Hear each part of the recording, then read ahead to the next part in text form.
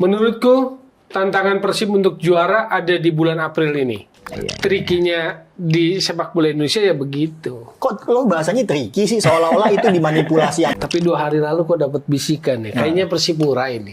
Jadi untuk memproteksi kompetisi, lo setujunya regulasi pemainnya dikoreksi Yes, atau asingnya. gue belum kasih Mendingan pilihan yang 5, kedua, lo udah tapi langsung kualitasnya kasih bagus. aja. Ini subjektivitas juga nih kawan satu ini.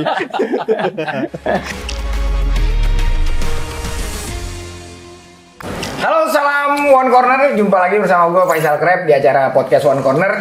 Dan pada episode kali ini tentunya kita akan membahas terkait update panasnya kompetisi Super League dan juga Champions League. Dan untuk membahas itu tentunya saya sudah tidak sendiri karena saya ditemani oleh para pengamat-pengamat yang luar biasa. Yang pertama ada Bung Tommy Welly. Selamat datang, Bung Tommy. Siap, ketemu lagi, Grab.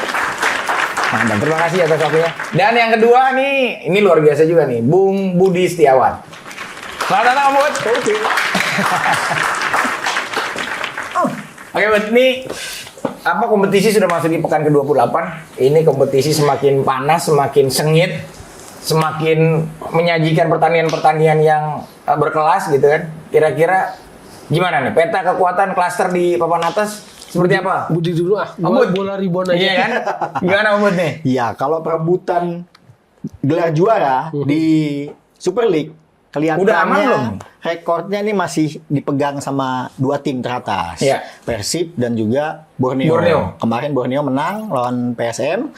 Selanjutnya Persib akan bertandang ke Banten, ketemu Dewa United. Nah, itu partai keras juga tuh. Kalau ngelihat perjalanannya, ini Persib ini akan menghadapi pertandingan-pertandingan yang cukup ketat ke depan. Karena habis dia lawan Dewa, dia harus lawan Arema di kandang. Kemudian selanjutnya di pekan ke-33 kalau nggak salah dia ketemu sama Persija. Jadi ada beberapa pertandingan yang ini akan menentukan apakah Persib bisa ngunci gelar juara.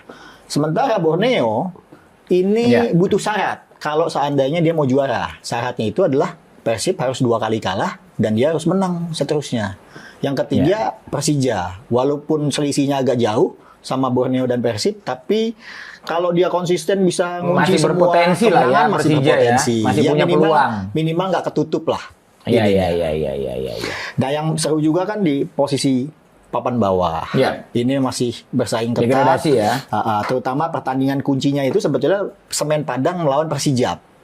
Nah, siapapun ini yang menang atau yang kalah, ini akan memastikan atau sedikit banyak tuh satu kakinya tuh udah pasti ada di zona degradasi. Akan menemani PSBS Biak. Jadi perhati nih, berangkat ini Bang Andre harus menang ini lawan Persijap di kandang Bang Andre. Bang Andre, gimana nih Bang Andre? Bung Toel gimana nih Bung Toel? Kamu melihat peta kekuatan dari Oke, Super League yang menjelang ujung. Menurutku tantangan Persib untuk juara ada di bulan April ini. Ya. Jadi dalam kurun waktu 10 hari ada 3 pertandingan yang menurut saya berat. Dari tanggal 20 ke 30 itu adalah Dewa, Arema, Bayangkara. Jadi kalau Persib bisa kunci, apalagi maksimal angkanya 9 poin, walaupun itu 2 tandang berarti ya. 1 kandang, 2 tandang, Persib menurut saya sih peluangnya udah makin dekat lah. Jadi kunci Persib juara di bulan April. Kalau 3 pertandingan ini aman, ya udah, pentah bisa juaranya bisa waktu lawan Persija. Nggak nganggung tuh ya kalau 3 pertandingan. Iya, kalau 3 pertandingan ini bisa maksimal 9 poin, Persib Ya, makin kan kokoh. kalau Bung Toel kan ngeliatnya juga dari 3 pertandingan yang dianggap mungkin krusial ini kan kira-kira kayaknya nggak ada gangguan kalau gue dilihat dari maksudnya Dewa, Arema, Bayangkara. Bisa jadi gangguan. Gangguannya mungkin saja terjadi. Cuma kan kalau secara teori Persib akan menatap satu pertandingan per satu pertandingan. Tapi karena kita pengamat, kita bilang April ini penentuan. Kalau April ini dilewati dengan maksimal, Persib mulus jadi juara. Nah, persoalannya lawan Dewa nggak gampang, lawan Arema nggak gampang, lawan Bayangkara juga sama. Ini nggak akan gampang buat Persib gitu loh. Apalagi dalam kurun waktu 10 hari harus main 3 kali. Ini juga nggak mudah. Ini yang akan jadi trikinya buat Persib. Tapi kalau April ini dilewati, aman menurut saya Persib jadi juara gitu loh. Walaupun Borneo tetap menguntit. Jadi masuk Mei itu sebetulnya hanya tinggal mempertahankan performa, aman lah itu juara. Iya. Tapi kalau di April ini ujian sesungguhnya. Ya termasuk pertandingan lawan Dewa, ini kan pertandingan tanpa penonton. Ya. Nah ini juga jadi challenging juga. Iya. Apakah Bobotoh akan datang atau enggak? Kalau sampai Bobotoh datang, khawatirnya walaupun Persib misalnya meraih hasil poin 3, bisa jadi akan kena hukuman juga. Jadi kalaupun menang tetap ada duit yang keluar. Bukan cuma bonus pemain tapi juga sanksi komdis. Nah, hal lain juga kaitan dengan ini dalam persiapan atau persaingan menuju juara ini, Persija diam-diam juga tetap bahaya. Nah, saya melihat hal-hal yang misalnya PSIM lawan Persija kok di Bali ya? Iya. Bukan di PSIM. Bukan dibantul. Bukan dibantu. Ini pertanyaan. Jadi saya agak bingung itu alasannya apa pindah ke Bali, gitu loh. Kalau khawatir pendukung Persija datang kan nggak boleh, ya. Masih belum dicabut larangan itu. Jadi sebetulnya PSIM tidak punya concern keamanan di situ. Kalau base-nya ada base regulasi itu, tapi PSIM Persija mainnya di Bali, gitu loh. Dugaannya sama sebetulnya, Wel. Kenapa pertandingan Dewa lawan Persib yang tanpa penonton dengan PSIM lawan Persija akhirnya di Bali itu punya dasar yang sama. Apa tuh? Karena ada isu izin keamanan. Betul. Jadi masing-masing itu tidak berani mengeluarkan izin keamanan. Dasarnya apa, Bu? Dasarnya ya mungkin takut, kekhawatiran bahwa ada supporter masing-masing tim, terutama tim tamu untuk datang ke sana. Ya timbul gesekan atau bagaimana. Walaupun sebetulnya antara PSIM dengan pendukungnya Persija Jackmania tuh nggak ada isu. Memang untuk pendukung Dewa dengan Persib itu memang sempat ada isu kan di kejadian-kejadian sebelumnya. Tapi ya kekhawatiran itu. Jadi pemilik otoritas izin keamanan mengkhawatirkan hal itu akhirnya menentukan kalau di Banten tanpa penonton, sementara yang di Jogja itu dipindah ke Bali. Iya, nggak cuma kan maksud gue gini ya, kalau udah menjelang akhir gini kan biasanya lawan juga perlu kita lihat juga backgroundnya. Apakah si lawan ini masih potensi misalnya dalam perebutan gelar? Apakah lawan ini juga masih berpotensi untuk degradasi? Itu kan membuat permainannya akan lebih keras kan. Tapi kalau mereka ada di papan-papan tengah sih, secara bisa nggak kemungkinan tuh dilepas atau bisa lenggang kangkung akhirnya. Nah itu yang jadi nggak sesederhana itu kan. Makanya ngelihat persaingan di ujung ini nggak semata-mata soal teknis. Iya betul. Kalau teknis saja itu clear. Menurut saya sih Persib dalam posisi optimisme yang kuat. Tapi kalau pakai ngelihat hal-hal lain, ini akan menjadi sebuah pertarungan yang tricky.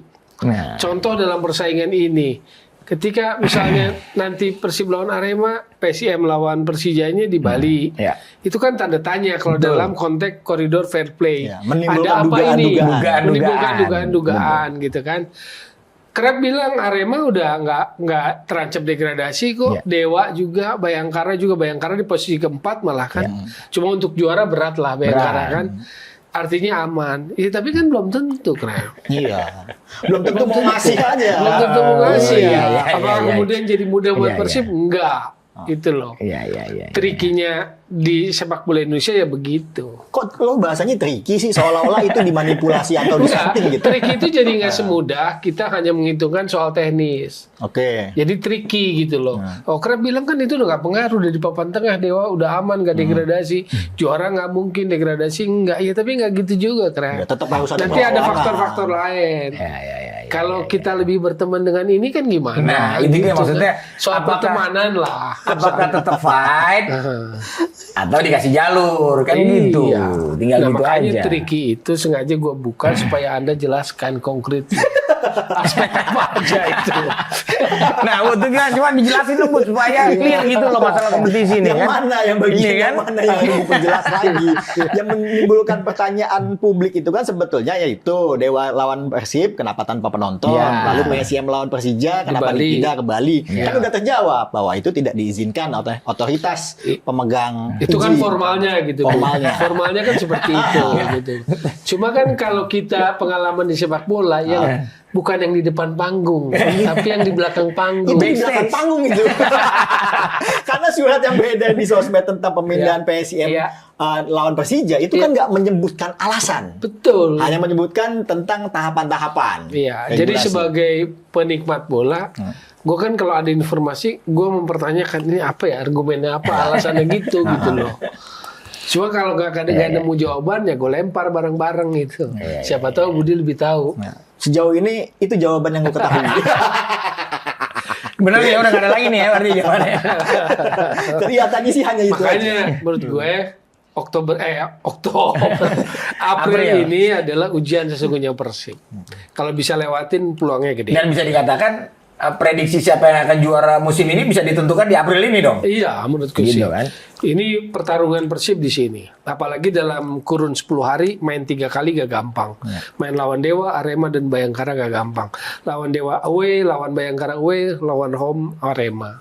Gak gampang buat Persib. Gak gampang. Nah tapi Bud, kalau lo mungkin nanti gimana Bud? Ya, Persib kan begitu dikdaya nih. Ibaratnya kalau di 2 musim sebelumnya juara back to back kan dengan materi pemain yang mungkin wah lah, tapi di musim ketiganya ini kan mau tripit nih, tapi materinya justru nggak semewah 2 tahun sebelumnya lah. Nah tapi kan Persib bisa tetap berada di puncak klasemen gitu. Ya. Apa kira-kira yang lo lihat dari? Ada 2 faktor. Nah. Faktor pertama yang pernah dijelasin sama Toel bahwa ini faktor Bojan. Bahwa dia pelatih yang cerdik, pelatih yang cermat, bisa memanfaatkan semua pemain walaupun di lini depan kurang agresif pemain depannya. Yang kedua bursa transfernya. Menurut gue bursa transfernya Persib ini luar biasa cerdik dan cermat. Contoh. Frank Butos, Irak. Memang kelihatannya ini hal yang simple, tapi dengan pembeliannya Frank Butos ini, itu Persib itu dapat pundi-pundi amal dari FIFA. Kenapa? Karena FIFA di Piala Dunia sekarang itu ada namanya Club Benefit Program. Jadi pemain suatu klub yang mengantarkan klubnya menuju Piala Dunia itu dapat uang kontribusi dari FIFA. Jadi FIFA dalam programnya Club Benefit Program itu punya dana 3,5 triliun untuk disebar ke 440 klub. Itu satu pemain itu per harinya itu dibayar sekitar $10.000 Amerika. Artinya sekitar 150 sampai 160 juta. Dan hitungannya per hari itu. Dan itu registered selama 2 tahun. Jadi walaupun Frank Butos ini cuma main misalnya nih di Persib setengah musim atau 1 musim, ya Persib tetap akan mendapatkan uang itu selama Frank Butos main di Persib. Yang kedua, penyerangnya dia yang dari Kurakau itu namanya Susah.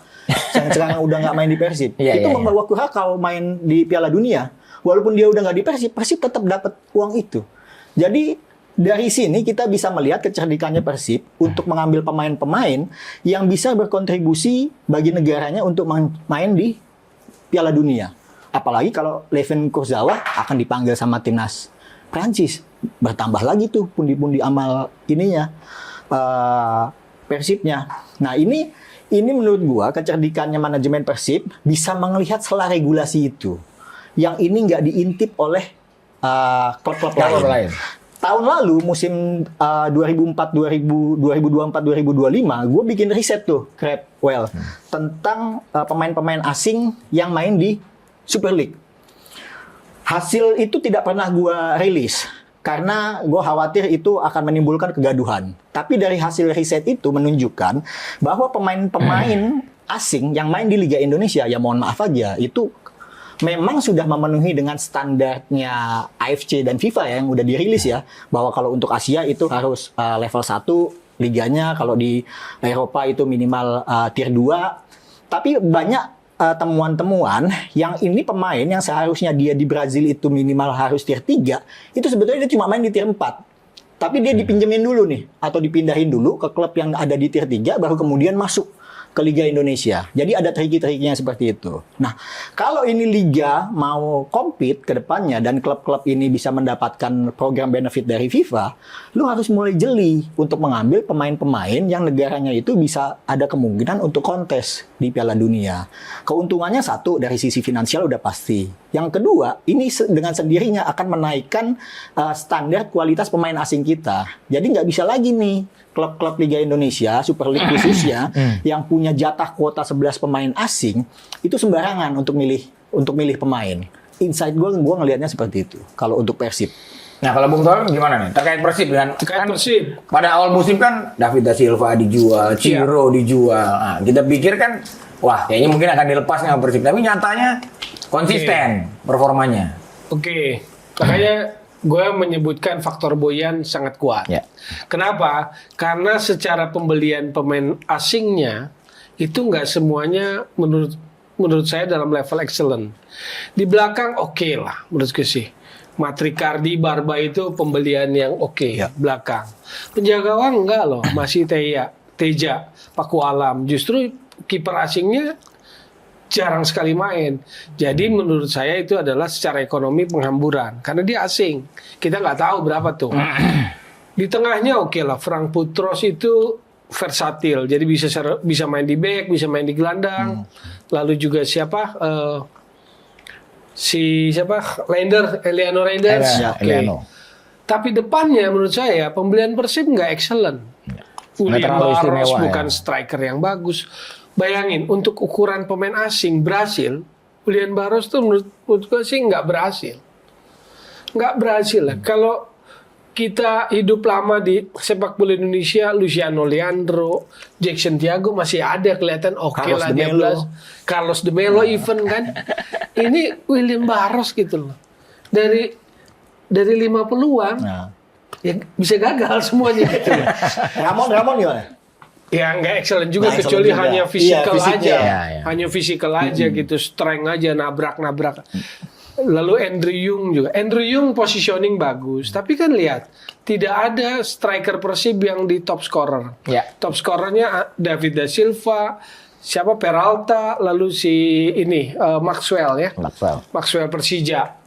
Jadi nggak masuk striker Persib di daftar atas. Berginho oke. Tapi Berginho udah main sebelumnya kan di Borneo. Dia asisnya paling tinggi. Jadi oke. Cuman catatannya itu. Sebetulnya pembelian asing Persib nggak maksimal. Cuma Persib pinter. Selain asing yang bisa 11, dia tambahin naturalisasi. Ya. Tom Hai sama Eliano Reinders. Lu bayangin deh ya. Aturan ini kalau bisa ngakalinnya 7 asing starter plus naturalisasi 2 atau 3 udah 10 kiper 1 atau pemain U23 gitu loh. Jadi di satu sisi memang ini aturan bisa mendongkrak. Cuma kita bicara liga itu bukan cuma Persib. Betul sekarang peringkatnya kan naik 18 Asia karena ada koefisien nilai yang bertambah karena pencapaian Persib. Tapi kan liga itu bukan cuma Persib atau Persija gitu misalnya. Jadi butuh banyak tim yang kuat baru naik secara benar gitu loh. Sekarang memang 7 asing yang boleh main itu kualitasnya semua bagus kan belum tentu. Terus terang dalam konteks Persib saya mengkritisi kalau untuk level pemain asing dari Brasil pula William Barros itu nggak keren menurutku sih levelnya. Tapi harga masuk. Ya Harga pasar. akhirnya mungkin pemain asing itu secara harganya masuk kan begitu. Dengan Beckham banyak kontribusi Beckham dong misalnya. Lalu makanya kemudian kan kita harus mikir misalnya dalam konteks yang lebih besar. Alfreanda Dewangga keren loh main, tapi kan akhirnya jamnya sedikit. Gitu loh. Padahal ini momen dia untuk ada di tim nasional senior juga karena dia sudah mencapai kelompok usia kan. Nah, sebetulnya dia ada peningkatan juga permainan, tapi karena jarang main kan akhirnya begitu, nggak kelihatan gitu loh. Itu bicara tentang Persib, kaitannya dengan slot pemain asing. Jadi itu catatan-catatan yang gua mau sampein gitu loh. Karena nggak semua pemain asing itu kualitasnya bagus gitu loh. Nah makanya kalau misalnya kita compare Persib dengan materi yang mungkin kita bilang nggak terlalu mentereng tapi bisa di puncak klasmen. Sementara ini Persija nih yang bisa kita katakan ini tim ibu kota dengan dana yang juga sangat jor-joran, materi pemain yang sangat luar biasa gitu. Tapi kenapa ya bisa maksudnya secara performa gitu nggak terlalu bisa nyampe di atas gitu loh. Menurut gue telat panas kalau Persija. Pembelian awal musim kompetisinya kurang oke. Makanya ketika paruh musim kedua kan dia bongkar itu. Ya. Itu udah mulai nanjak prestasinya. Tambah lagi ada naturalisasi walaupun jarang dimainin ya. Jordi, naturalisasinya kurang bagus Iya, dia. naturalisasinya kurang Shane bagus. sama Mauro kan, Iya. nggak dapat dia. Sebagai penambah kekuatan kurang ya. Iya, kurang. Tapi Persib juga penambahan di paruh musimnya nggak bagus loh. Kurzawa nggak main atau sedikit mainnya. Sergio Castel depan juga enggak. Jadi paruh musimnya gagal dimanfaatkan dengan maksimal oleh Persib. Agak aneh gitu pembelian dua pemain di paruh musim Persib. Jadi Kurzawa lebih ke faktor teknis permainan atau lebih ke faktor untuk branding? Branding, tapi tanggung menurut gue mah ya. Kurzawa gitu loh. Ya, tetap aja mahal. Kurzawa gitu loh. Prancis oke lah, tapi kan kurang gitu loh. Nge-brandingnya punya nama tapi nge-brandingnya agak berat. Ya. Kalau Persija asingnya Menurutku lebih bagus. lebih bagus. Gelandangnya bagus. Bagus. Alano siapa Maxwell bagus gitu loh. Bahkan yang dilepas ke Arema pun bagus gitu loh. dan rate-nya tuh Iya. mahal-mahal semua. Secara tuh. sporting Persija juga kasih ruang yang bagus. Misalnya Rizky Ridho makin matang. Ya. Donitri dapat. Ryan Hanan mungkin yang jam mainnya harus berbagi Ya, ya, dengan ya. Donitri. Excel, Excel muncul. Ari. Witan ya kali. Witan gimana Witan? Iya, Witan agak Witan ya, hilang beberapa agak- pertandingan iya. terakhir. Agak Tapi suka gantian overall lah. secara sportingnya balance-nya masih cukup terjaga lah kan gitu kan. Maksudnya pemain-pemainnya juga ada muncul. Dia kan ada beberapa pemain akademi juga yang muda tuh Aditya Warman atau siapapun Ya, ya, lah. ya. Di luar Doni yang maksudnya di generasi di bawah Doni ada. Tapi memang kestabilannya kurang. Ada beberapa pertandingan yang menurutku harusnya dia bisa ambil ternyata kepleset.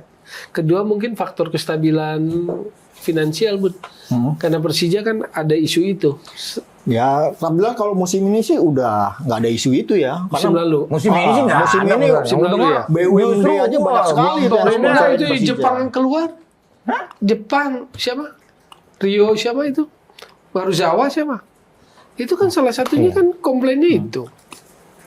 Selain nggak main juga. Ya, tapi sekarang udah settle. Ada Hyundai Maksudnya masuk. dibanding apa? Hyundai masuk jadi sponsor. Bukannya semua liga Super Liga Ya, Hyundai. itu mensponsori I-League, ya. Oke. Otomatis ke klub-klubnya dapat kontribusi. Oke. Tapi ke Persijanya konon sih katanya iya. Gitu Makanya kan ya. sempat diisuin tuh mantan CLBK lu itu diisukan ini Persija. Pelatih Persija. Persija sih luar biasa sekarang dananya dan disupport juga kan pemerintah daerah. Ya, yang jadi isu Persija itu sebetulnya dia nggak konsisten main di salah satu stadion. Entah itu dia konsisten main di JIS atau mau konsisten main di GBK. Masih sering pindah-pindah. Ini rumit sebetulnya kalau lo pindah-pindah kayak begitu. Walaupun masih dalam satu teritorial ibu kota ya, masih tetap di Jakarta. Tapi ketika berpindah itu identitasnya nih nggak jelas. Sebetulnya kandangnya Persija ini di mana? Di GBK kah atau di JIS kah? Bahkan kadang-kadang kelempar juga main di Pekansari atau main di Ya, Bali. ya. Ini isu loh. Nggak bisa dipandang sebelah mata. Karena ini ada kaitannya kan dengan sumber pendapatannya mereka juga. Tapi kalau secara pemain asingnya Brasilnya lah lebih bagus dibanding Bagus, Brasilnya Persib. Brasilnya Persija. Kalau secara individu ya. Nah, Sen dengan hadirnya Sen juga di situ kan gimana? Kalau yang naturalisasi, celah Iya. naturalisasi dimanfaatkan nggak maksimal. Nggak maksimal. Shane dalam posisi cedera lama nggak main. Mauro Gilstra juga sama. Padahal itu mahal loh itu di kontrak sama Persija tuh satu musimnya. Ya, Sen jadi lebih maksimal Persib memanfaatkan celah Ya, itu. Si Tom Hai sama Eliano Reinders. Yang satunya belum tuh. Dion Mark itu belum bisa termanfaatkan secara maksimal oleh Persib. Karena di belakangnya udah lumayan solid lah. Ada Julio Cesar, ada Matricardi, ada Barba. Matricardi ini pembelian yang bagus buat Persib. Jadi Persib belakang solid, gelandang banyak pilihan, depan striker sama winger yang William Barros menurut saya sih nggak kelas gitu loh.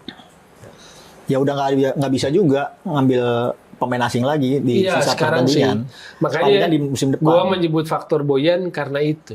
Karena kalau head to head individu per individu dengan Brasilnya Ya. Persija, bagusan Persija, Persija. Maxwell, Alano dan sebagainya. Tapi dari sisi pelatihnya Ya makanya Boyan kan.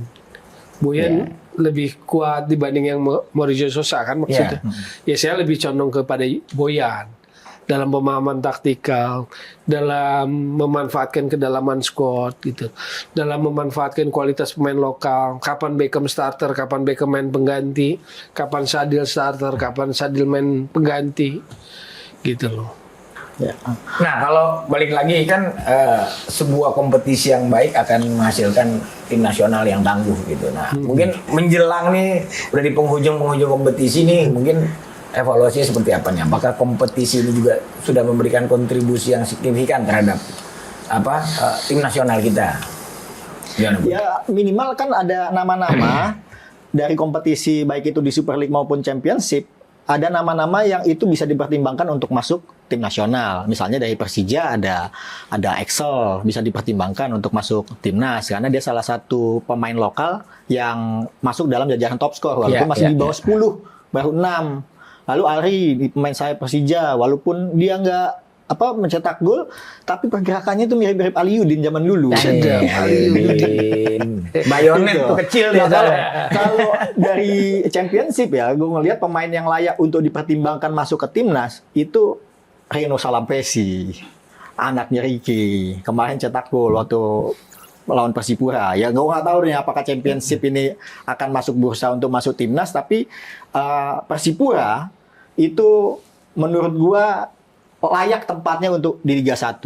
Permainannya Persipura tuh udahlah enak banget dilihat. Imajinasi pemain-pemainnya tuh betul-betul ya kalau kita lihat Brazil ya Brazilnya Indonesia tuh ya Persipura. Jadi biar Liga 1 atau Super League ini lengkap, ya Persipura sih gue pengennya sih dia main di Super League. Tapi lagi-lagi kan ketat ini perebutan mahkota di Championship ya. Walaupun sekarang Persipura itu peringkat 1 di wilayah timur, tapi PSS ini masih nyimpen 1 pertandingan. Kalau PSS bisa menang ya dia nomor 1 lagi. Walaupun masih sisa 2 pertandingan lagi nih untuk Championship. Nah, kalau Bung Tero gimana, Bung? Kalau pertanyaannya balik yang pertanyaan awal Krep tadi bahwa timnas harus berkontribusi pada kompetisi untuk timnas ya memang begitu. Kan ketika profil sepak bola sebuah negara ini adalah piramida, kompetisi elitnya profesional sini paling atasnya kan tim nasional. Berarti kan harus ada kaitannya gitu loh. Kalau naturalisasi datang dari samping kan, sebagai sebuah percepatan atau injection lah, ya kan. Tapi kalau timnasnya ya bagian dari ujung dari sebuah kompetisi, output gitu, end produknya gitu loh. Sekarang butuh kejelian dari John Herdman untuk mengelaborasi itu. Lalu ada keberpihakan liga juga kepada pemain lokal untuk main. Kalau kayak sekarang kan berat. Dan gosip beredar regulasi U23 mau dihapuskan. Bukan gosip, itu udah diputuskan. Udah putus. Artinya konsistensi terhadap aturan itu gampang-gampang aja sebetulnya. Termasuk aturan tentang pemain asing gitu loh. Pemain asingnya masih tetap karena kemarin tidak masuk tuh dalam klausul yang diputuskan masalah pemain asing. Nah makanya kan sementara regulasi U23 dicabut. Mungkin dengerin omongan lu bahwa U23 itu udah nggak masuk usia muda, makanya dicabut. Kok sekarang lu malah menentang pendapat lu sendiri? Nggak menentang. Justru gue menilai bahwa konsistensi terhadap regulasi itu nggak ada. Maka ketika misalnya regulasi pemain asing itu kita harus konsesi nggak boleh setback. Dasarnya apa anggotanya? Nggak pernah ada dari per musim itu I-League itu memaparkan faktor positif boosting dari pemain asing apa, dampaknya buat tim nasional apa, nggak ada gitu loh. Sekarang contoh ya, ini bukan nyodorin pemain buat timnas, enggak. Di Bali ada namanya Ricky Fajrin. Dalam posisi dia seangkatan Evan Dimas berarti ya. Putu gede gitu. Masih konsisten loh mainnya, captain pula kan. Bek kiri. Bukan bek kiri, Ricky Fajrin. Bukan suruh dia ke timnas lagi, mungkin masanya udah lewat. Tapi artinya kan ada masa dia tidak terambil. Masa puncaknya tidak terambil. Sekarang siapa yang terancam itu hilang? Witan Sulaiman, Egy Maulana Fikri terancam. Kehilangan itu. Ketika apa? Ketika harusnya dia makin matang masuk pada usia matangnya, usia puncaknya. Dia nggak main. Elvanda Dewangga selesai, nggak main. Beckham untungnya dilirik sama John Herdman. Gitu loh. Artinya kita juga lihat filosofi John Herdman dalam hal pemilihan pemain. Gitu kan. Kan bisa jadi, itu regulasi dikoreksi abis dengerin lo ngomong. Yang mana yang 23? Yang 23. Oke. Yang asing. Yang asing. Asing yang 7 itu, yang starter atau yang dibeli itu nggak semuanya bagus kok. Nah iya itu dia, makanya gue bilang bahwa standar pemilihan strata pemain asing kita harus mau dinaikin. Walaupun AFC sama FIFA udah menetapkan nih untuk Indonesia, Asia tiernya segini nih yang boleh. Tapi Apalagi dari Liga sama PSSI harus mau menaikkan itu. Kalau ada kenakalan-kenakalan itu tadi syarat administrasi harusnya Liga 3 dari Liga 4 yang penting pindah dulu baru masuk. Iya. Kan yang kayak gitu. Jadi jangan kacamata kuda lihat jumlah pemain asing itu. Bahkan kualitasnya aja nggak semuanya layak di ini kok dipertanyakan kok. Betul. Kalau kita tahu Brazil kan kita tahu kualitas Brazil. Karena kita ingin belajar technically Brazil gitu loh. Enggak kok, enggak semuanya punya technically itu. Makanya sekarang kalau tanya gelandang, kita nggak punya gelandang yang kreatif loh. Baik asing maupun lokal. Enggak, yang lokal. Yang lokal. Yang kayak katakanlah model Firman Utina. Dulu mulai dari Fahri, Ansyari, Firman Utina. Enggak, agak kesulitan sekarang. Agak susah. Yang punya penetrasi, dribbling, bongkar pertahanan ya. Iya. Jadi belum sepenuhnya lah Krep. Bahwa kompetisi itu akan berkontribusi langsung belum sepenuhnya. Sekarang minim lah Krep. Kiper aja bahaya tuh. Ya udah banyak kiper-kiper di Super League asing semua asing ya? semua. Dasarnya apa Bud? Ya menuin kota. Masa yang lain ngambil semua gue enggak kan? Nah, ya, makanya maksud gue kan jadi kalau kayak gitu, jadi kita nggak ada berhentinya ntar naturalisasi lagi buat timnas.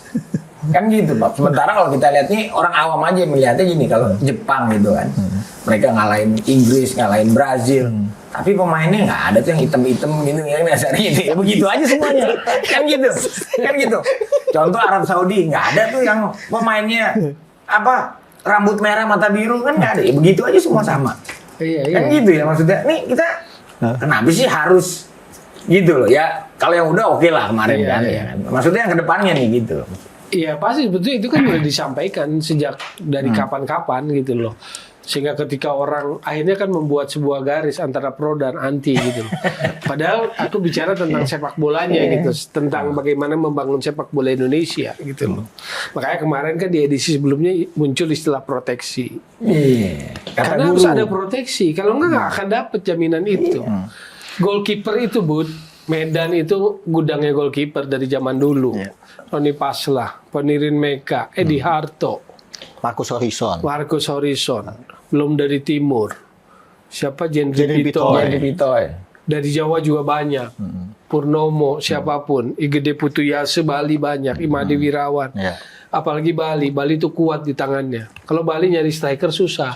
Nyari pemain belakang sama kiper, ya itulah. Maksudku, semua punya keciri khasnya. Dari Maluku Utara Anda dapat winger. Siapa? Ilhamuddin, Rizky Pora.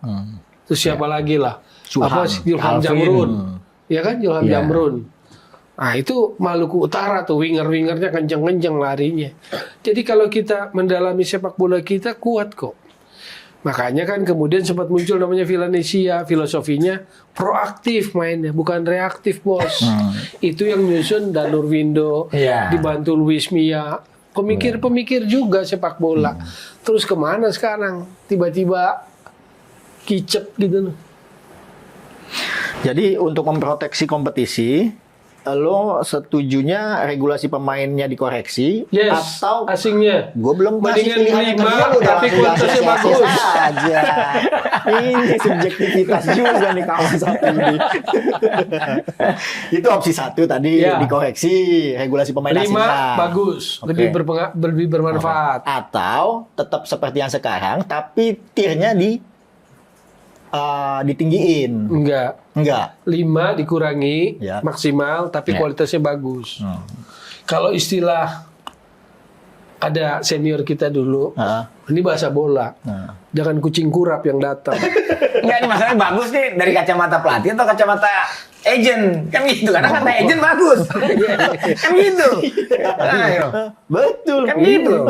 Agent yang ngasih nih bagus. Makanya beberapa tahun lampau ada mantan pemain nasional yang juga menjadi seorang pemikir sepak bola lah ya, pelatih itu bahasa kalau ngobrol sama gue kucing kurap begitu Itu almarhum Om Yopi Level tuh. Kalau udah ngobrol bola sama kita, kesel tuh. Nah, udah keluar tuh bahasa kucing Makanya kurap. gue berpikir dengan 5 tapi kualitas bagus ketimbang 11 tapi ya dalam tanda kutip ada kucing kurap di situ. Buat apa kita beli kucing kurap? Nah, mungkin kan kalau tadi kita bahas sedikit dong nih sebelum kita tutup, nanti kita bahas juga nih Liga 2 yang makin panas juga nih, Iya, Championship. makin panas. Kan gitu kemarin udah sisa 2 pertandingan lagi, kemarin Adi Aksa kalah lawan Adi Aksa Bekasi, sementara Garuda Aksa draw Imbang. lawan Aceh. Nah, ini gimana nih peta kekuatan di Championship? Ya tetap sama track record-nya kalau di barat untuk championship Adi Aksa sama Garuda Aksa. Itu masih track record. sengit tuh ya. Masih sengit. Langsung. Yang langsung gue masih tetap berkeyakinan Garuda Aksa akan jadi kampiun. Lolos langsung. Keyakinan gue. Oke. Kalau di timur, nah ini ketat nih. Persipura sekarang Barito sama PSS. Tapi kalau PSS malam ini menang, dia nomor 1 lagi. Kalau secara kalkulasinya Barito punya peluang, tapi kemarin disia-siain tuh lawan Persiba dia imbang di kandang. Bagi Persiba ini menguntungkan dia untuk menghindari playoff degradasi. Ya. Tapi bagi Barito ini jadi agak jumpalitan juga untuk dia lolos langsung ke. Karena memang jadi perhatian kemarin Persiba karena dia masih fight, karena dia untuk berjuang dari zona dan degradasi Persiba nanti kan. akan ketemu sama PSS Sleman juga. Itu juga penentuan juga tuh. Yang satu pengen juara grup biar lolos langsung, yang satu mau menghindari playoff degradasi. Ini PR nih, karena Persiba Balikpapan ini salah satu favoritnya Toel untuk bisa selamat di Championship. Gimana kalau Mel? Ya udah yang Champions barat League? Garuda Yaksa yang lolos. Kalau langsung. ikut-ikutan mulu sih. Yang itu karena lu udah menetapkan itu ada sesuatu yang beyond football. Oh, jadi gua- sesuatu yang sudah ditetapkan secara politik jangan dibantah secara estetik ya. penjelasannya itu. Nggak ada. Ini tetap karena Pak Oni juga nonton nih. Karena ini udah emang fight hasil. Garuda Yaksa juga fight nih. Tapi kalau timur gua gak berubah. Episode lalu gua bilang PSS yang langsung. Tapi 2 hari lalu gua dapat bisikan nih. Kayaknya Persipura ini. Persipura. Yang lolos langsung. Maksudnya gua merenung lagi dapat bisikan, dapat apa ya? Namanya ini. Insight. Kayaknya insight. Kayaknya mungkin- Persipura yang langsung. Mungkin hitung-hitungannya karena menggantikan posisi PSBS Biak nih, karena jadi dari wilayah timur harus masuk lagi kan gitu. Mungkin gitu kan ini. Enggak gitu. Ini hitungannya jadi gimana? Ini dunia bola kita Kan itu Kan selalu ada gitu. cocologi Iya kayak gini. dong. Musim lalu juga begitu. Kan Ketika gitu. PSS Sleman Iya. degradasi yang menggantikan PSIS. Iya. Ketika PSIS degradasi yang menggantikan Persija. Nah, Ini selalu ada cocologi kan begitu nih gitu. sepak bola kita Harus ada nih. perwakilan dari setiap daerah. Supaya lebih berwarna kompetisi kita. Ya udah Persipura sebelah sini. Persipura. Iya. Oke. Jadi playoff-nya, ya kan sengit juga tuh antara PSS dengan sama Barito Adiaksa. kan? Oh, PSS. Dengan Adiaksa. Sisa 2 pertandingan lagi nih Championship ini. Bang Ded, jangan marah. Tetap ada peluang di playoff. Nggak konsisten dia bang. Kemarin bilang PSS. Ada insight 2 hari lalu, Bang. Oke, Omud, kita akan nantikan, Bung Toel, kita akan nantikan ending dari kompetisi Super League maupun Champions League. Kita lihat siapa yang akan juara, siapa yang akan turun kasta. Terima kasih atas bincang-bincangnya.